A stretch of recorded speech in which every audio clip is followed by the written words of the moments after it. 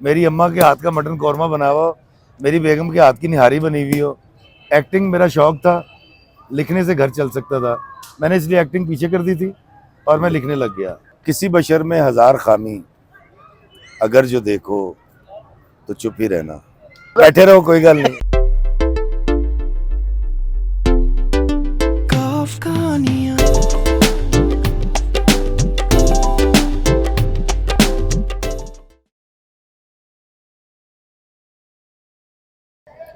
अस्सलामुअलैकुम।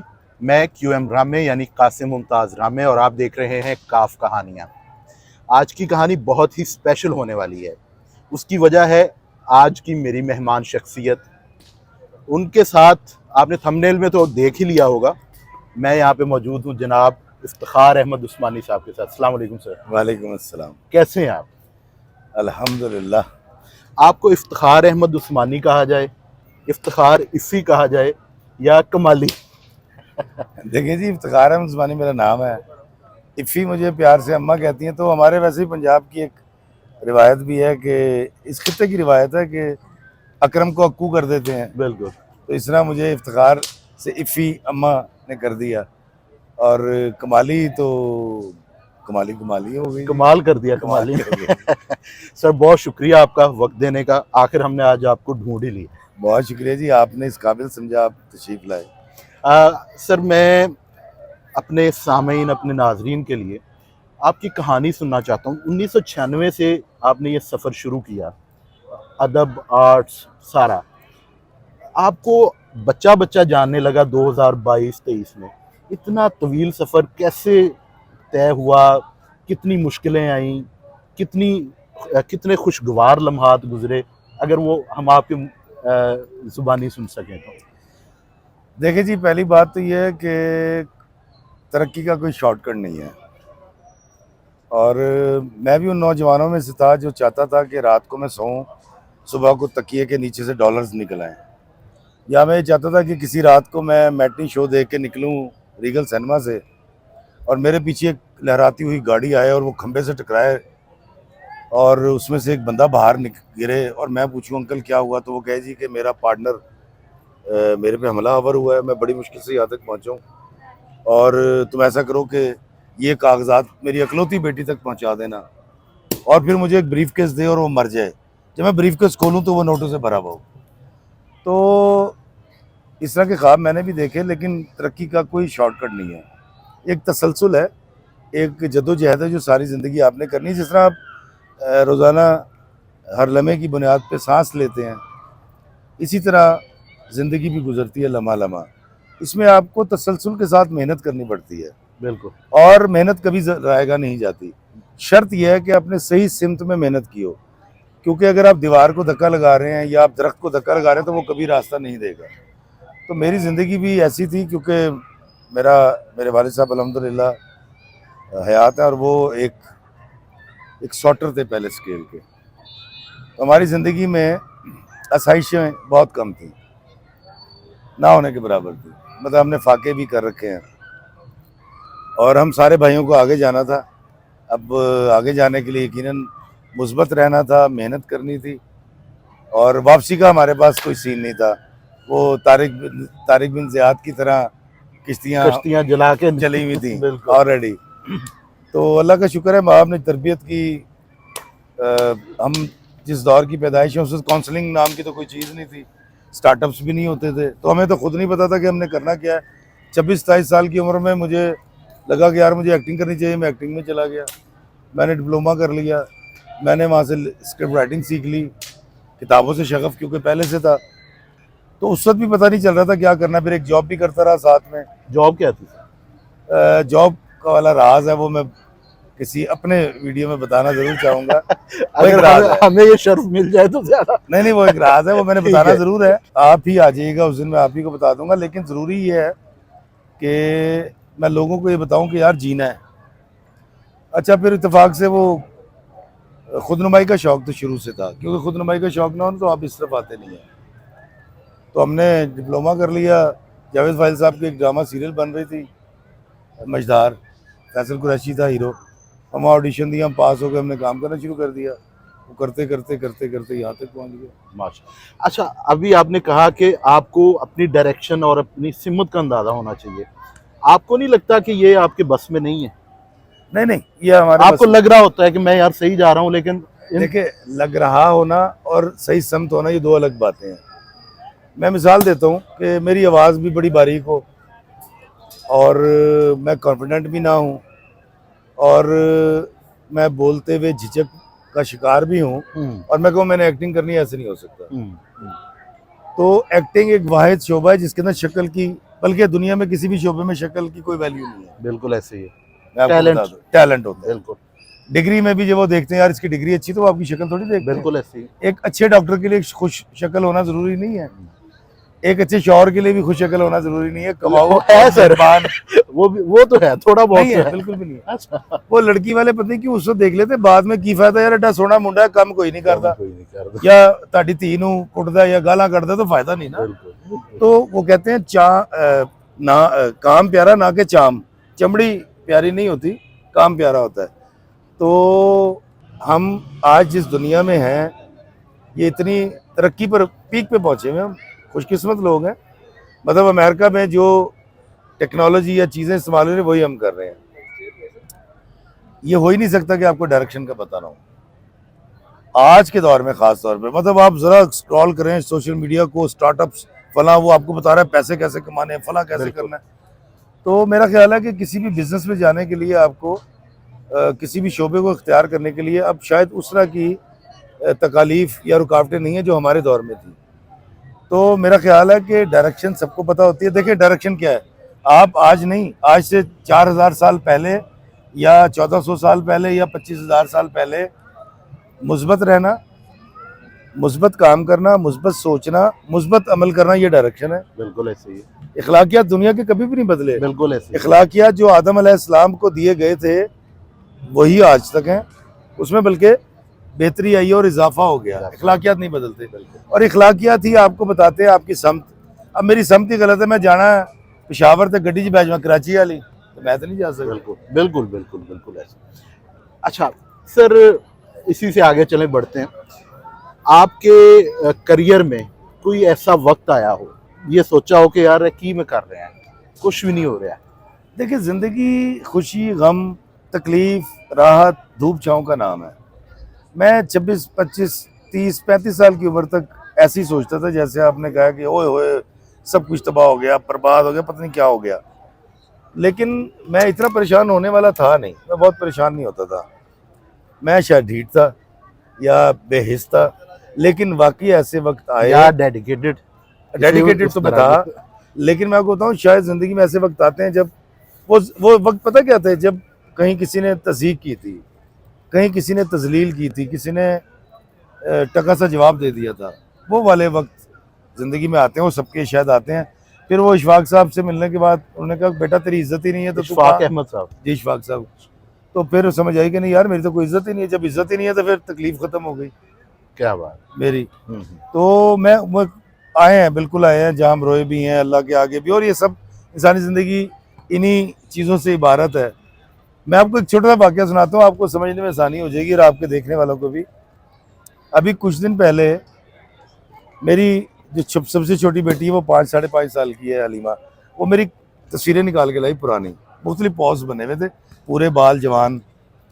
तो उसने कहा बाबा ये देखिए आपकी तस्वीरें। मैंने देखी तो मुझे याद आ गया यार, ये वो तस्वीरें हैं जो मैं किसी कैमरामैन को उस वक्त 500,000 दे के ना एक ही पॉज की 10-10 कापियाँ करा लेता था और फिर प्रोडक्शन हाउसेस में जाता था उनको देने के लिए। अभी मैं सोच रहा था तो एक तस्वीर नीचे गिर गई और उसकी बैक साइड पे जब मैंने देखा तो मेरी आंखों में आंसू आ गए। तो मेरी बीवी ने मुझसे कहा कि ये एक ही पॉज की इतनी सारी तस्वीरें क्यों हैं? तो मैंने कहा यार बेगम, मेरी उस वक्त की सबसे अच्छी मार्केटिंग सोशल मीडिया तो था नहीं, तो मैं करता ये था कि मुख्तलिफ पॉज की तस्वीरें बनवा के उसकी 8-8 रुपए की कापियाँ बनवानी, 8-8, 10-10।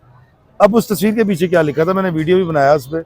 ऊपर लिखा हुआ था इफ्तिखार है इफ़ी, नीचे लिखा हुआ था मेरा नंबर, फिर लिखा हुआ था ड्रामा सीरियल कब्ज़ा, किरदार लाला, जियो कहानी, जियो टीवी। फिर उसके नीचे लिखा हुआ था एंजल्स, पीटीवी इंस्पेक्टर का किरदार। फिर उसके नीचे लिखा हुआ था अनोखी और इंस्पेक्टर, इस तरह करके। और फिर सबसे नीचे लिखा होता था हम सब उम्मीद से हैं जियो, अरबाब गुलाम रहीम या वज़ीर आला सिंध, और सबसे नीचे लिखा होता था लाहौर। तो हम प्रोडक्शन हाउसेस में जाते थे, उनको तस्वीरें देते थे और दुआ करते थे कि या अल्लाह ये पीछे पढ़ ले और मुझे कोई काम मिल जाए। प्रोफाइल सीवी टाइप बना के। सीवी था वो। बिल्कुल बिल्कुल। वो उस वक्त की सबसे जदीद एफर्ट थी, मैं बताना ये चाह रहा हूँ। सोशल मीडिया तो था नहीं। उस वक्त की एफर्ट यही होती थी कि आप गए और आप तस्वीर दे आए, और हर बार तस्वीर दे आनी। लेकिन इस सारी बात को सुनने के बाद आपके और आपके सुनने वालों के दिल में ना तकलीफ और एक गम की कैफियत हुई होगी। लेकिन एक और बात बताता हूँ जो सबसे अच्छी थी, वो जो मैं तस्वीर देख रहा था इफ्तिखार रफ़ी की, जो जवान था वो उस वक्त भी पिकनिक कर रहा था, वो खुश रहता था, वो परेशान ज़्यादा नहीं होता था, वो सीटी बजाता था, होंठ घुमा के कहता था all is well, all is well. आज वाला इफ्तिखार रफ़ी की जिसको अल्लाह ताला ने इज्जत दी, इतने मैं उस ज़ात का करम नवाजी है, आप देखने वालों की मोहब्बतें हैं, ये वाला इफ्तिखार रफ़ी भी पिकनिक कर रहा है। और उसकी निशानी ये है कि मैं यहाँ बैठता हूँ, ये देखेंगे पार्क है। बिल्कुल, मैं आज से 20 साल पहले भी आने वाला था, भी यहीं बैठता था, तो वो भी पिकनिक कर रहा था, खुश था। ये वाला जिसको सब कुछ अल्लाह ने दे दिया, ये भी पिकनिक कर रहा है। तो इसलिए मैं कहता हूँ कि पिकनिक करना ना छोड़िएगा, हालात जैसे मर्जी हो, पिकनिक जारी रहनी चाहिए, जश्न होता रहे। बिल्कुल बिल्कुल। कमाली से पहले की जिंदगी और कमाली के बाद की जिंदगी में क्या फर्क है? अच्छा देखें, अल्लाह का शुक्र है मेरी पहचान मेरे लिखने से। बिल्कुल, नागिन ड्रामा एक बहुत हिट ड्रामा आपका लिखा हुआ।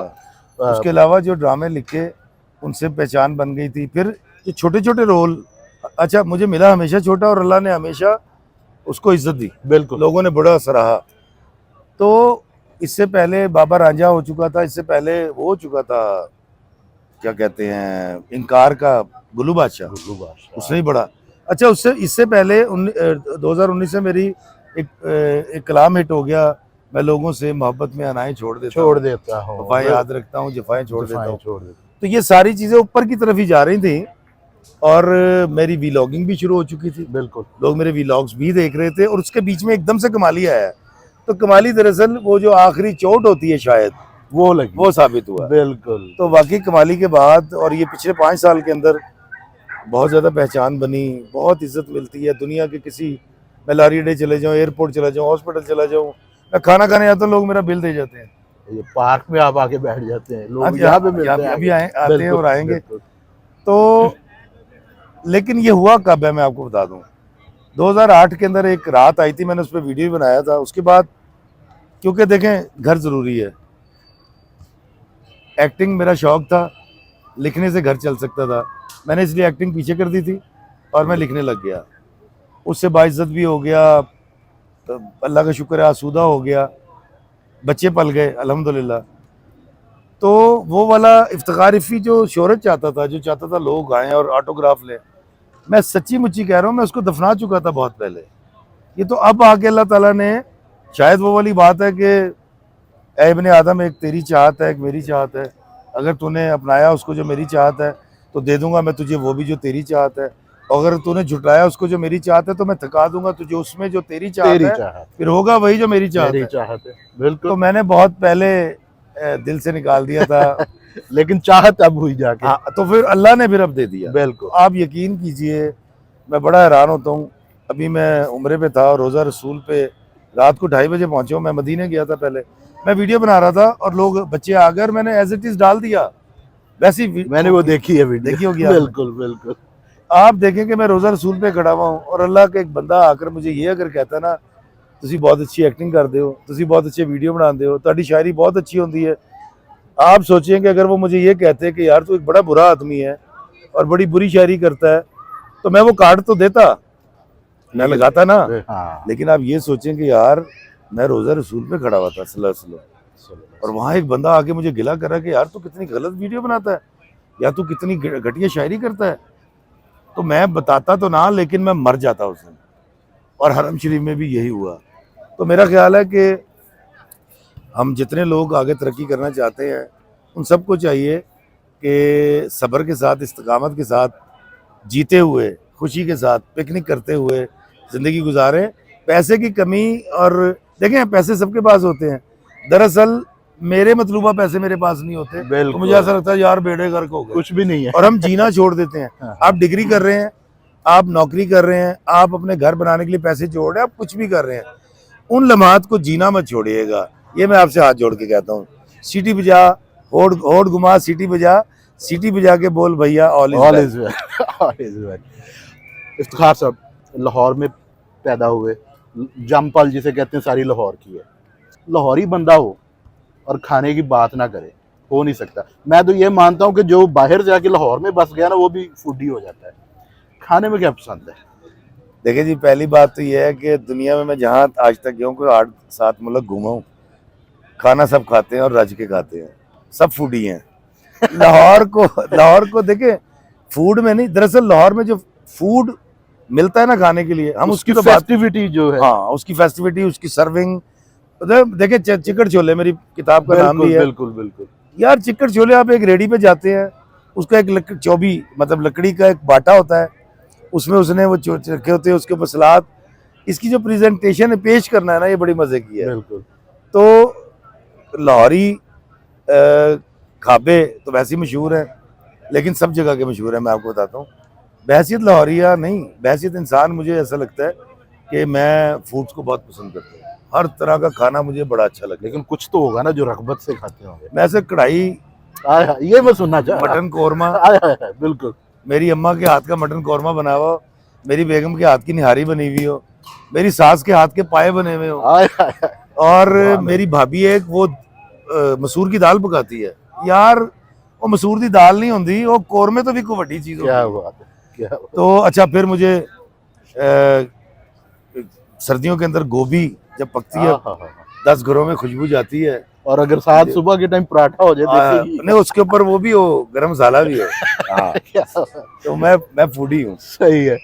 अच्छा इफ्तिखार साहब, आपने अभी अपनी बातों में तज़किरा भी किया कि आप शायरी भी करते हैं, आप लिखारी भी हैं, ड्रामे भी लिखते हैं, उसके बाद व्लॉगिंग भी कर रहे हैं, एक्टिंग भी कर रहे हैं। तो सबसे ज़्यादा इंजॉय किस चीज़ को करते हैं? मैंने अपनी ज़िंदगी में सब कुछ एंजॉय किया है। मैं बड़ा और तरह का आदमी हूँ। अगर मैं कहूँ कि आप रेट करें 1 2 3 4, मेरा ख्याल है मैं इसको रेट नहीं करूंगा। देखें, जहाँ से मेरा बच्चे पल रहे हैं, सबसे अच्छा तो वो काम है। बिल्कुल ठीक है, सही है।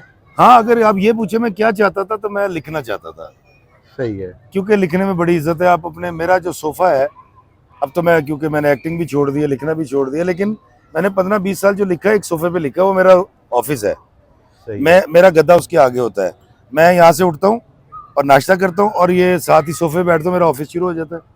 नमाज होती है, मैं कलम रखता हूँ, मेरा ऑफिस बंद होता है, मैं नमाज पढ़ के आता हूँ, खाना खाता हूँ, फिर ऑफिस में बैठ जाता हूँ। जब मैंने सोना होता है, ऑफिस से नीचे आता हूँ, गद्दे पे सो जाता हूँ। तो मेरा कुल दुनिया। लेकिन बावजूद मुझे लिखना भी छोड़ना पड़ा, एक्टिंग भी छोड़ दी, व्लॉगिंग कर रहा हूँ। और ये दोबारा कब शुरू करेंगे? नहीं, मैं अब नहीं करूँगा। नहीं करेंगे। बहुत यार, मैंने 1900 किताबें, 1800 किताबें पढ़ ली। अब जब कौम को नहीं चाहिए तो मैं क्यों लिखूं यार? जब कोई लिखवाएगा नहीं तो क्या लिखूंगा? अपना भी, आपको लगता है कि आप अपना वक्त भी बर्बाद कर रहे हैं और कौम का भी शायद लिख के? नहीं, कहीं पे ये ख्याल दुनिया में जब राइटर कलम रख देता है तो उस पूरी कौम का नुकसान होता है। बेशक। उसकी रीजन है, एक राइटर कम से कम 1000 से ज्यादा किताबें पढ़ के और 30-35 साल से ज्यादा या 40 साल से ज्यादा जिंदगी गुजार के लोगों से मामलात करके बनता है। तो जब कोई राइटर कलम रख देता है तो वो बराह रास्त उस मुल्क का लॉस होता है। देखिए, डॉक्टर आप किसी को बना लें, इंजीनियर आप किसी को भी बना सकते हैं, गाड़ी चलानी किसी को सिखा सकते हैं, मोबाइल ठीक करना कोई भी सीख सकता है। आप एक्टर पैदा कर सकते हैं, बना सकते हैं? नहीं बनता। नहीं बनता। मेरे 35,000 रिश्तेदार हैं, उनमें वाहिद एक्टर हूँ, वाहिद शायर हूँ और वाहिद लिखारी हूँ। ये अल्लाह देकर भेजता है, जिसको आर्ट देना उसको दे के भेजता है। ऐसे नहीं हो सकता कि मेरा बेटा इलामा इकबाल का बेटा शायर नहीं था। बिल्कुल ऐसे। आप देखें, फैज अहमद फैज के बच्चे शायर नहीं हैं। तो ये अल्लाह देकर भेजता है। तो ये आर्टिस्ट जितने भी होते हैं दुनिया में कहीं भी हो, ये बड़ी इज्जत और तकरीम के काबिल होते हैं। लेकिन इत्तेफाक से क्योंकि हमारी एंटी आर्ट सोसाइटी है, तो बाकी अल्लाह मालिक है, ठीक ही है सर। आपसे मेरा ख्याल बातें करने के लिए ये पूरी रात चाहिए, वो सुनते रहने के लिए। और मेरे अभी भी हजार सवाल हैं जो आपकी बातों से निकल के आ रहे हैं, लेकिन आप करते रहे, मैं रैपिडली जवाब देता हूँ। नाजरीन को बाउंड भी रखना है यार, मेरी वीडियो बैठे रहो, कोई गल नहीं। अच्छा इफ्तिखार साहब, इससे पहले कि हम खत्म करें, मैं चाहता हूँ कि चुप ही रहना ज़रा सुना दें हमें। मैं ज़रूर सुनाता हूँ जी। वो ऐसे है कि किसी बशर में हज़ार खामी, अगर जो देखो तो चुप ही रहना। किसी बशर का जो राज पाओ या ऐब देखो तो चुप ही रहना। अगर मनादी को लोग आएं, तुम्हें कुरेदें, तुम्हें मनाएं, तुम्हारी हस्ती के गीत गाएं, तुम्हें कहें कि बशर में देखी बुराइयों को बयान कर दो तो चुप ही रहना। जवाब ये है, दलील ये है, ज़ईफ़ लम्हों की लग़ज़िशों को, हराम नातों की कुर्बतों को, हमारी सारी खबासतों को, हमारी सारी हिमाकतों को वो जानता है, वो देखता है, मगर वो चुप है। अगर वो चुप है तो मेरी मानो वो कह रहा है कि चुप ही रहना। वाह वाह वाह वाह, बहुत खूब, बहुत खूब। एंड पे एक चैनल सब्सक्रिप्शन की रिक्वेस्ट आपके मुंह से मैं अगर सुनूं। दोस्तों, मैंने अपने चैनल को सब्सक्राइब करने के लिए कभी किसी को नहीं कहा। शायद मेरे अंदर अभी वो जुर्रत पैदा नहीं हुई। इन भाई के चैनल को ज़रूर सब्सक्राइब करें। QM रामे के जो चैनल है इसको सब्सक्राइब कीजिए। और ये बड़ा प्यारा आदमी है, आज मुझे पहली दफ़ा मिला है और मुझे पता लग गया ये बड़ा अच्छा आदमी है। बहुत शुक्रिया, थैंक यू सो मच। आप सबकी मोहब्बतों का शुक्रिया, हमें सुनने का शुक्रिया। अगर आज की वीडियो आपको अच्छी लगी है तो यहाँ पे एक रिक्वेस्ट की है आपसे, इफ्तिखार साहब ने भी पहले कर दिया, उस पर ज़रूर अमल करें। क्योंकि आप देखेंगे, सब्सक्राइब करेंगे तो पैसे आएंगे। तो पैसे अगर आपके देखने से किसी को आ जाए तो आपका क्या जाता है। और फिर अगली वीडियो में इफ्तिखार साहब के साथ अपने स्टूडियो में बनाऊंगा इंशाल्लाह। बहुत शुक्रिया सर।